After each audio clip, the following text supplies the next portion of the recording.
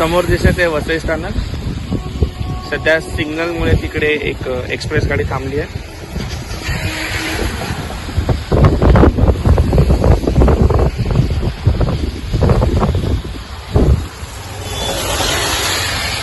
आपण पाहतोय वसई विरारमध्ये नायगावची परिस्थिती.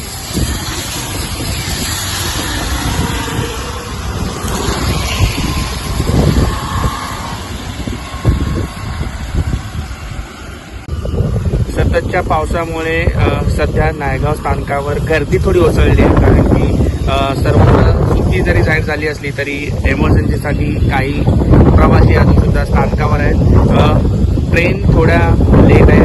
पश्चिम रेल्वेमधील नायगाव स्टेशन आपण पाहतोय.